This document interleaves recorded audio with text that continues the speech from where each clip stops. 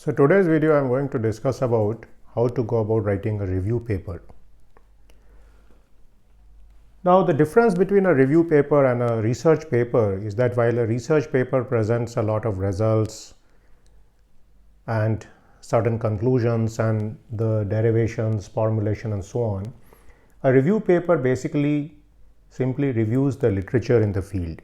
So essentially a review paper goes through a variety of prior publications, and then the writer of the review paper gives his or her viewpoint about the state of the art in the field, and at the end of the review paper he or she points out as to what are the lacunas which are still present in the field and what are the possible directions in which future research should go. So if I broadly look at the concept of review paper, I would divide it into two types.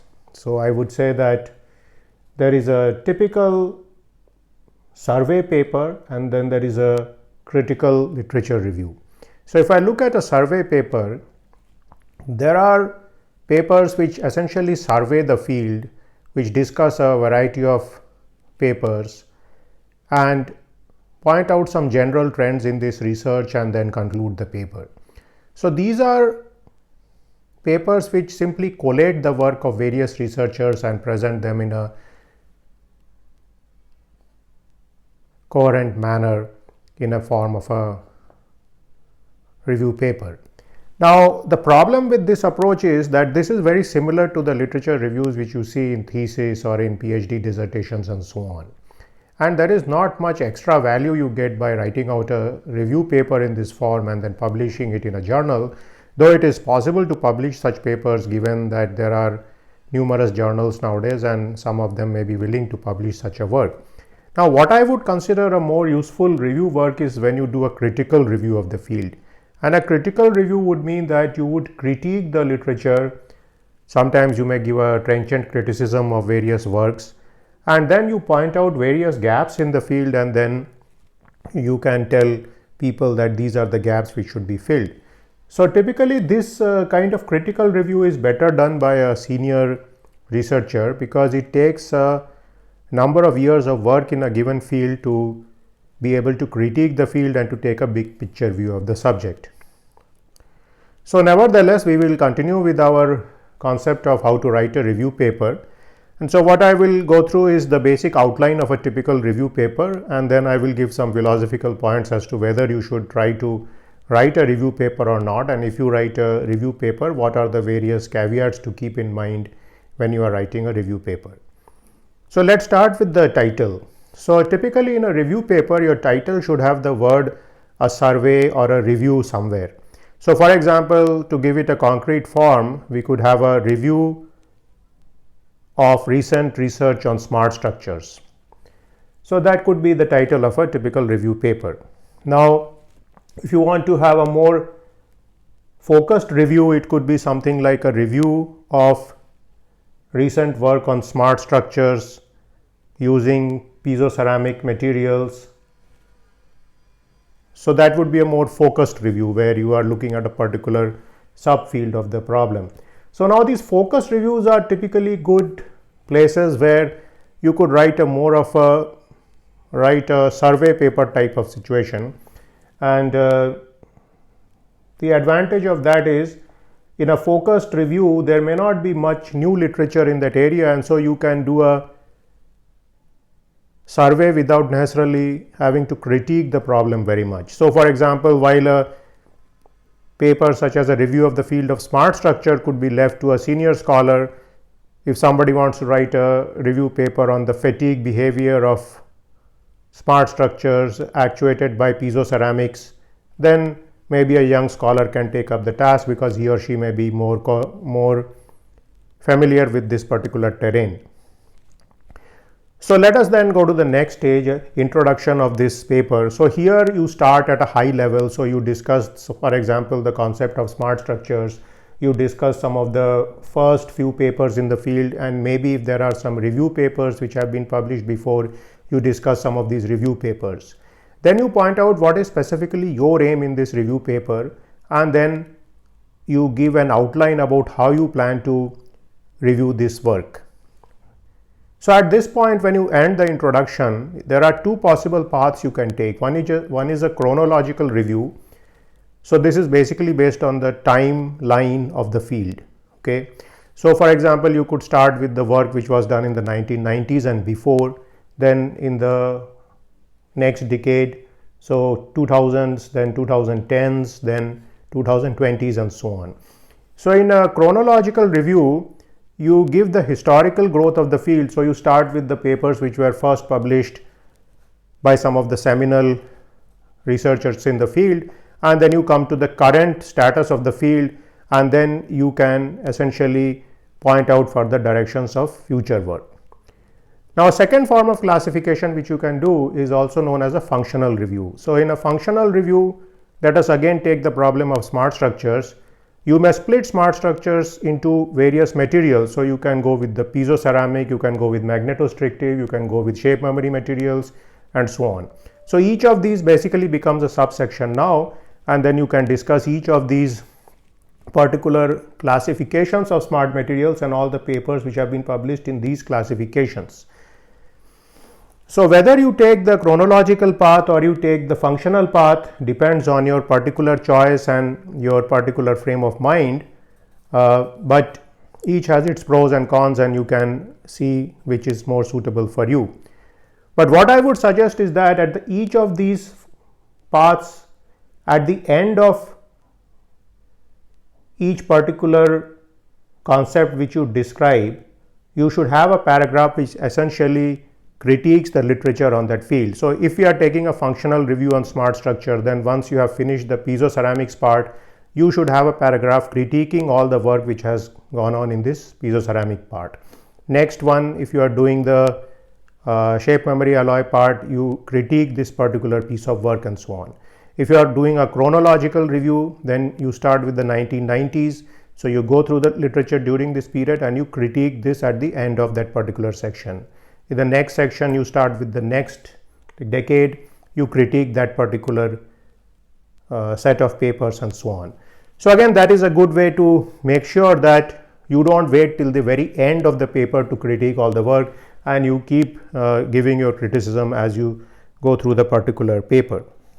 Now, one of the things which enhances the quality of a review paper is if you are capable of giving some kind of diagram or figure which summarizes each of these problems. So again, let us go to the functional review. If you are dealing with the piezoelectric materials, then basically what you can do, you can make a table and you can summarize some of the papers in the field, the main concepts, and then the main outcomes of the research, and so on. So this may be done in one table or in several tables throughout the paper, and this helps people in getting a bird's eye view of the entire field without necessarily having to read your entire paper. And some people like to do it using diagrams, some people like to do it using figures, and so it depends on the path you want to take. Now,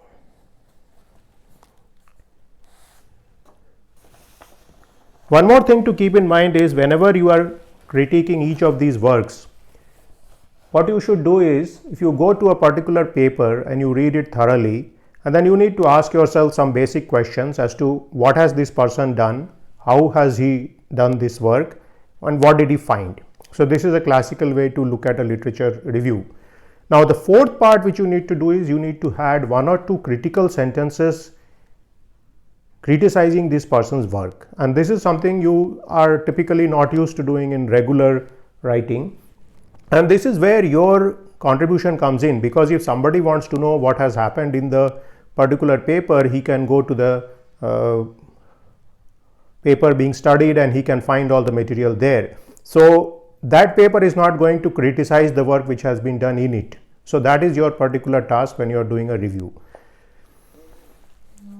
So I think if you do not critique well, then you do not necessarily write a good review, and if you critique well, then your review is good. But there is a catch-22 situation here, because you have to critique in a very diplomatic and proper manner, else you will find that a lot of people will not like the fact that their work is being criticized. So again, this is something which is more easy to do for senior scholars or who have been in the field for 20 or 30 years, because the way human nature and psychology works is if criticism comes from people who are at the top of the field, people mind it less than if it comes from some PhD student or somebody who has just graduated.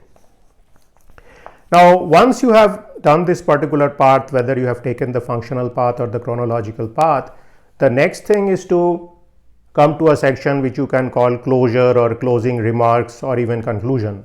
Now, here you summarize this entire review work and then you point out in a few paragraphs what are the subjects for future work which you think should be worked on. So, this is the main contribution of the review paper, and here you bring out all the different problems which are still there. So, for example, you may review a field and find that most of the work has been computational in nature and there is a lot of need for experiments. Or you may find that various failure theories have been provided in a certain field, but there is not a cross comparison of these failure theories with experimental data. So, these are some of the conclusions you need to bring out. And this is why critical review is extremely useful, because it gives the new people who are coming to the field ready-made problems which they can use and they can continue their further work. Now, when you come to the reference section, a typical review paper would have anything between 50 to maybe 150 or even more citations. And again, you need to make sure that all these references are cited properly, the page numbering and all the journal names and all these things are properly set out, because the reference section is one of the main contributions of a review paper. You also can provide the various DOI numbers so that people can go to the PDF file and from there they can go and check out the publication in the web system. So, these are some of the basic concepts on the review paper. Now, looking at the philosophy of whether to write a review paper or not, the main issue is that it takes a lot of time to write a review paper. So, I would say that it may take a few months to write a good review paper, because you have to read all this literature, you have to digest all the material, and you have to develop an understanding of the field in such a level of detail that you can critique this literature. Now, like I said before, this criticism is more easy to do if you yourself have been working in this field for 10 to 20 years. So, rule of thumb would be that it's good idea to write a review paper if you have done research in the field for at least 10 years, because then your review paper can be of greater value to both yourself as well as the people who are reading it. And again, like I mentioned, the review paper is a kind of balancing act, because you need to critique the literature while doing it in a diplomatic manner so that you do not ruffle the feathers of various people in the field. And this is something which is more easy to do for senior scientists. Now, there is a general perception that if you are a PhD student or a young PhD, then your time is better spent in doing research than in terms of writing review papers. So again, this is a perception. I won't make any judgment on that. And this is perceived because when people have just done their PhD, they have a lot of different research problems which have come to their mind from their PhD, and their time may be better used by focusing on these research problems than in terms of writing a review paper. Whereas if somebody has been working for 40 years in the field, he or she has a bigger or a big picture perspective of the field, and this person can then take a bird's eye view of the whole field and then write a review paper. And when the review paper comes from an established expert, it has a big impact on the field and people look at it much more carefully. So again, these are things to keep in mind. It's not necessarily a particular rule set in stone. So you can decide on what you want to do as far as these review papers are concerned. So again, these are some ideas I had today about how to write a review paper and whether you should write a review paper. And I think if you take up this task, you should give a lot of time to this particular problem and make sure that you do a good job. And of course, it's very important to remember in writing a review paper is that you should read all the papers and then digest the material and write it all out in your own language, because you want to be sure that you do not take material from different sources, because then you become liable for this plagiarism type of problem. And because review papers are largely composed of text material, it's very important to write all these things out in your own words and to make sure that you use a lot of diverse language and diplomatic language so that you criticize without necessarily being personal or harsh about the people you are criticizing. So this is a fine line which you need to draw when you are writing a review paper. So I hope you enjoyed this video, and stay tuned to my channel for more videos on research, science and technology. Thank you very much.